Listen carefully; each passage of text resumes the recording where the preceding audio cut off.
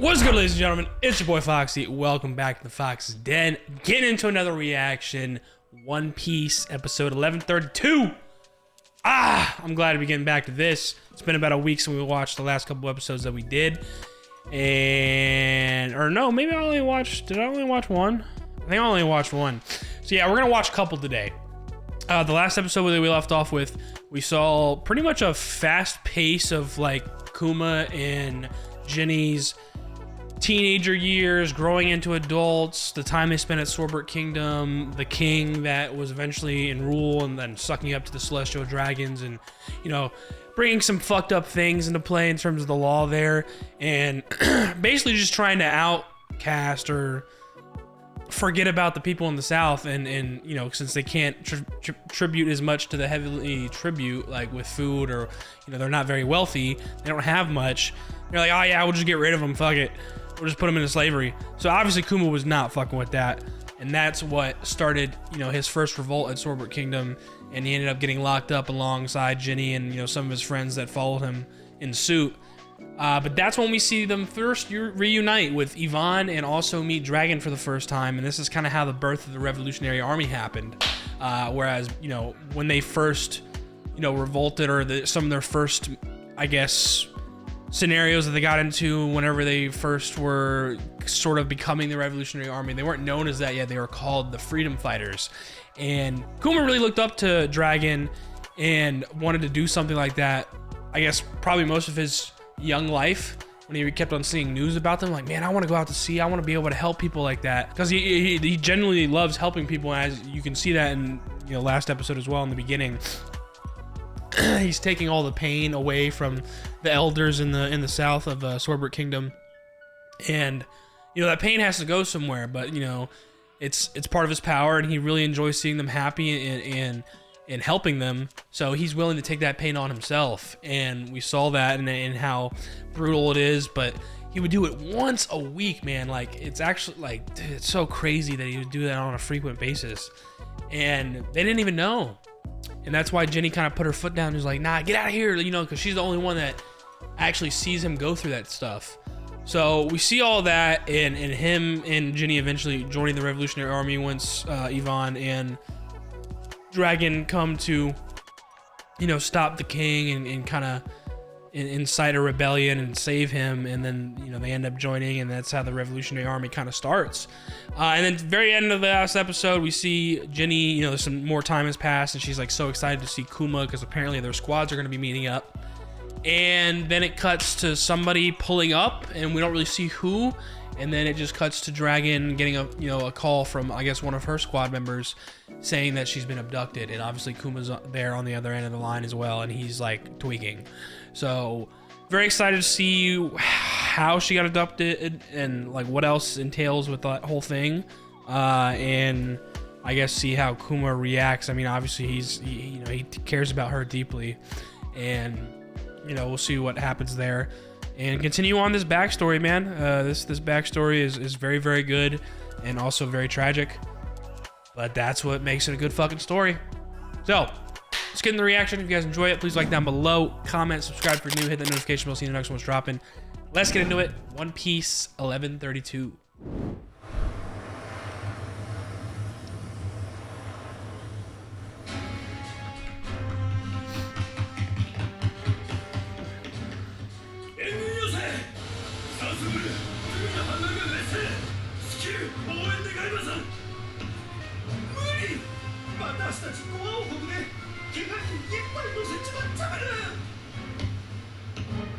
He's like, oh, good.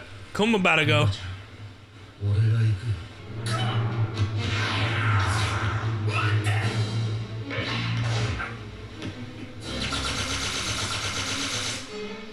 mean, he's the only one that can travel that fast thanks to his power, so he really is the only option if they actually want him to send somebody.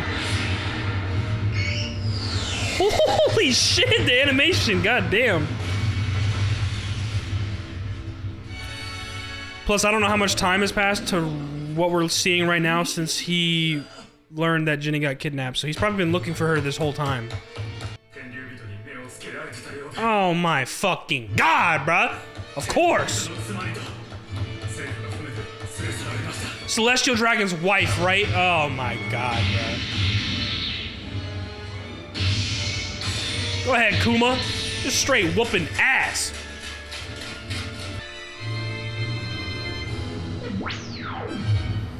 Like, look how like kind of like emotionless he is as he's fucking fighting these people. He got one thing on his fucking mind, and that's finding Ginny. Cause he knows what the Celestial Dragons are like.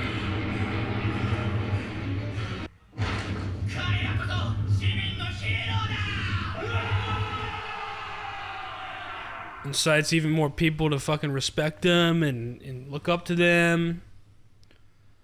Makes them more and more infamous over time.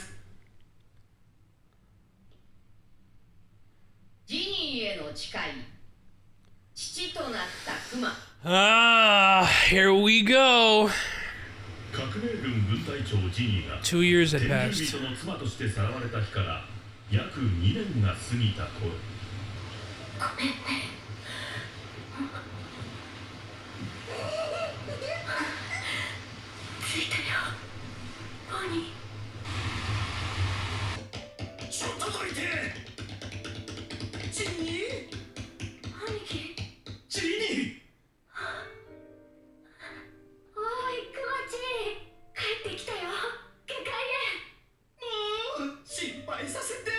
I mean, yeah, it's been 2 fucking years, bro.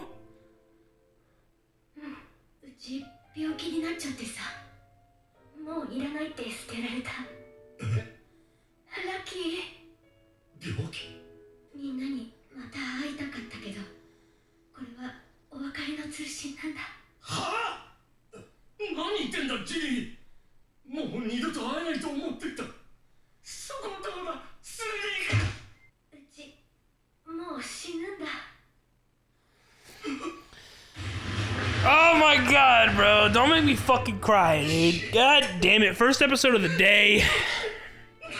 Why did I decide to start with One Piece? God damn it.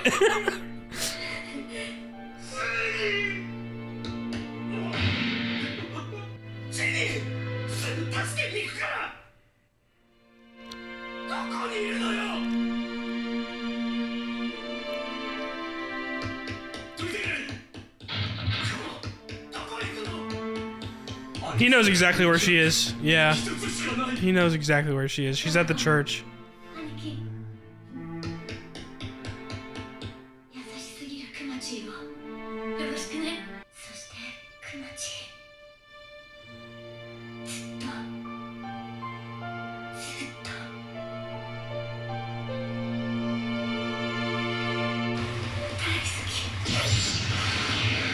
Oh my god, the animation, bro. Dude, he fucking knew exactly where she was. She bro.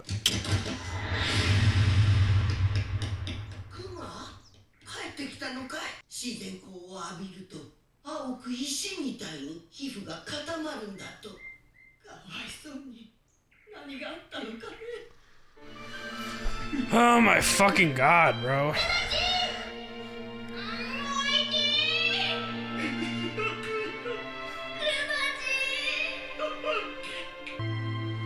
Yeah, I don't think they ever officially did. All of those memories hitting him all at once, man.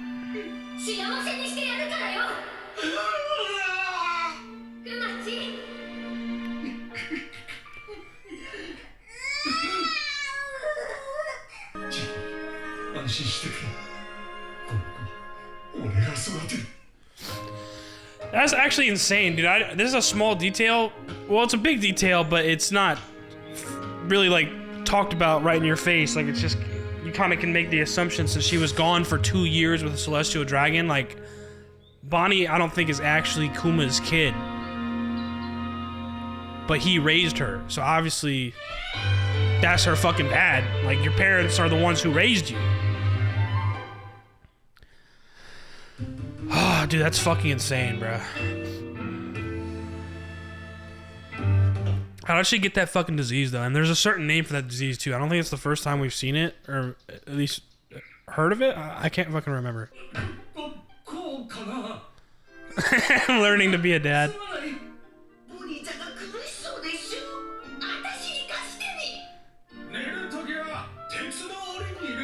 An iron cage? Oh my god, they're worried about because of how fucking huge he is.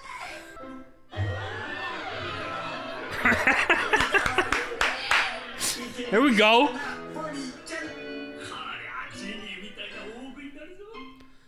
You ain't fucking wrong. She loves to eat.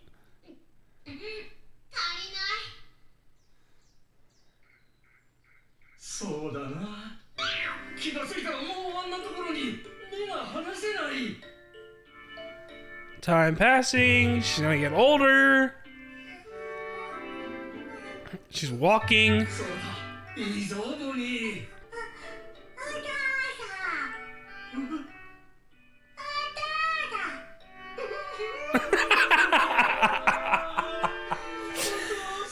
It's so fucking adorable.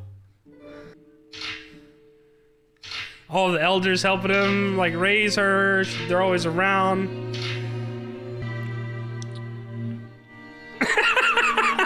Yo, Kuma's always crying. Oh, dude.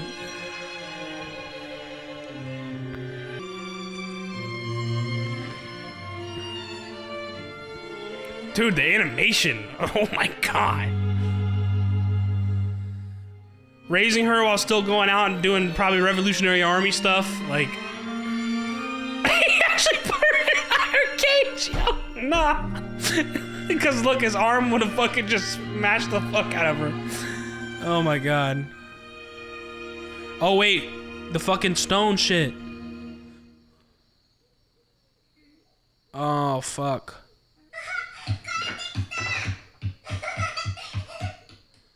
Yeah, he's gonna notice it right away.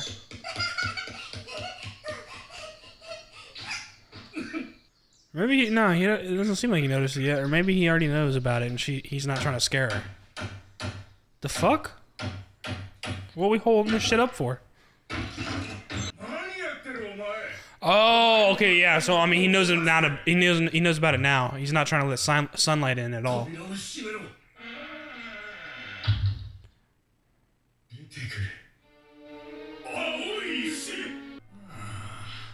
This is before, I guess, it was known much about what the fucking disease actually is. I feel like we've heard about it before, or maybe I'm just thinking back to like when I read about this in the manga.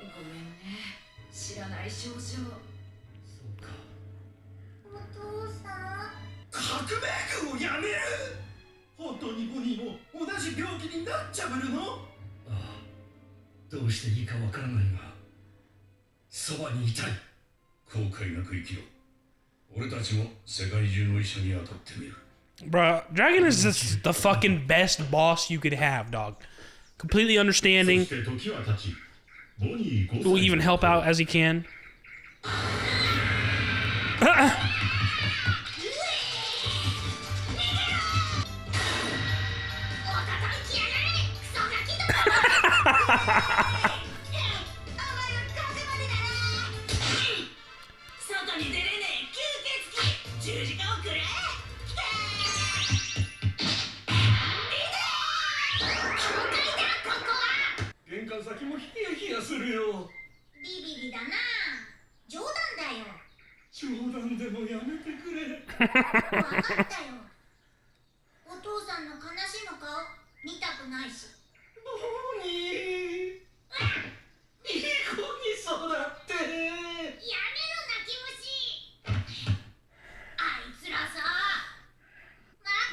Definitely tell she's like her mom.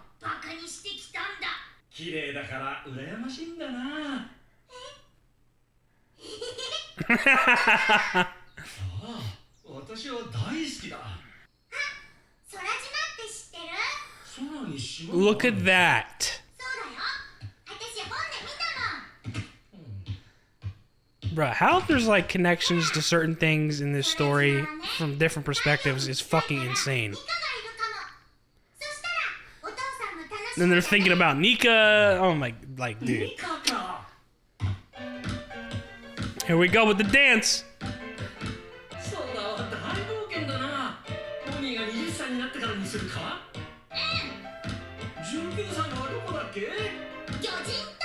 Fishman Island, like, dude, this shit is... Oh, man. Sapphire scales. I feel like we've heard about it before in the anime, but I could be wrong. 声を小さく。近年ごく稀に聞く病気で、日光、月光、すべての自然の光であの石は広がります。はっきり言いますが、娘さんの命はもってあと5年。Damn! 10歳の誕生日を迎えることはないでしょう。Wow. なんとかならないのか。治療法は今のところありません。So it's literally a race against time. Literally a clock put on her head. Like, yo, you got 5 years to maybe figure out something. There's no known cure as of right now.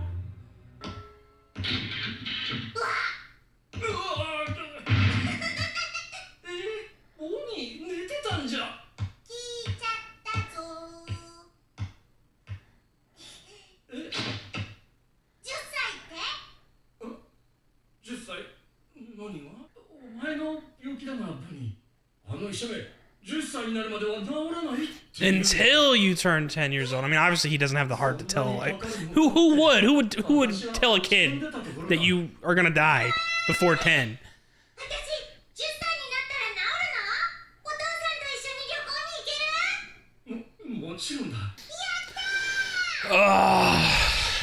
Fucking sucks, bro.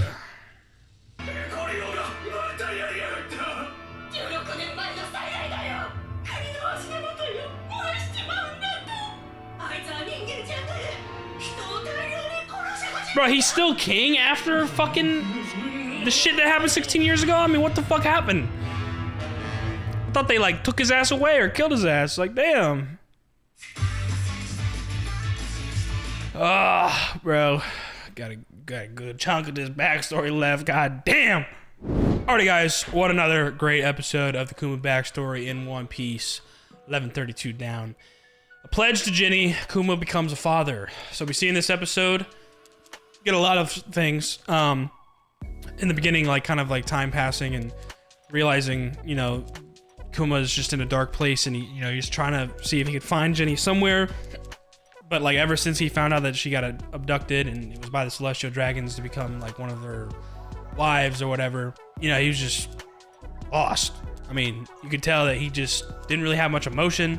He went and, took out some of his anger by, like, going to save that one, I guess, revolution that was happening in some sort of country. They called in, like, oh my god, can you guys send help? We're gonna be wiped out, blah, blah, blah. And, they couldn't because they had a bunch of injured people on the ship from some other kingdom. And I think Yvonne said Goa? Or whatever, I don't know the exact pronunciation, but if I'm not mistaken, that kingdom sounded like where Luffy's from. So there might be some sort of connection there in the time that they spent there, and Luffy ended up being there, and Dragon was there at one point, obviously, and shit. So, like, I don't know, man. It's very interesting stuff. Now that I think about it, whenever they said that, I'm pretty sure that's what I'm thinking of. That's the kingdom that they were talking about, I think. But anyways, yeah, he takes out some anger there, and then eventually Ginny ends up calling the Revolutionary Army after she actually ended up getting discarded because she had this disease or whatever, and they just threw her to the fucking wind. Like, see you later, you're sick. We don't we don't need you anymore. Just cast it aside, along with her kid, which I mean, I probably knew this already in the manga whenever I read this. Seeing that subtitle saying that it had been 2 years had passed since she was abducted, that's enough reason to believe that, because, like, she wasn't pregnant for 2 years, so she definitely probably got pregnant from the celestial dragon that wanted her as a wife, and then that's how Bonney came to be. And obviously she went to the church because she had nowhere else to go, and Kuma knew exactly where she would go. There's only one place, and he goes, and she had already succumbed to the disease and passed away at that time. But then that's when we see him notice Bonney, and we get kind of a little bit of a look into him raising her, and her eventually getting to 5 years old, and them trying to figure out what this disease is, because eventually the stone pops up on her face as well, and it will slowly but surely progress, even if it's not exposed to natural light. So this doctor that finally because multiple doctors didn't even know what the fuck it was, but he finally got an answer from this one doctor on what it was, and there's no known cure, and she's got at max like 5 years. She's not gonna see her 10th birthday. So he gets that news, and he's like, there's gotta be something I can do. There's gotta be something, like, I mean, obviously you can't just break the news to a little kid like that. Who would? Like, you're not gonna see your 10th birthday. So he's saying like, oh yeah, you'll be cured by then. You know, you'll be all better whenever you turn 10. So he said that to her. So he probably made made it a vow to himself as well to try and figure out something by then. And then what were we seeing right at the end? Oh yeah, right at the end of the episode. Apparently this king is still king at Swordbird Kingdom, the same one 16 years before that, like, you know, Kuma like rose up against to try and help the elders and whoever else in the south. Whenever he first tried to start enslaving them. And apparently he's still fucking king, and now he's doing some other bullshit where he's literally starting to like cull people, like the old people said, like burn them or something. And obviously that's not something he gonna let slide. So we're gonna see probably what continues to come forth of that in next episode, and then see else where we go from there, and maybe get some more answers on this disease and stuff. So continuing to track down this backstory, amazing stuff. That's gonna do it for this episode and reaction. If you guys enjoyed it, please like down below, comment, subscribe if you're new, hit that notification bell so you know the next one's dropping. I'll see you on the next one. Y'all be good. Deuces.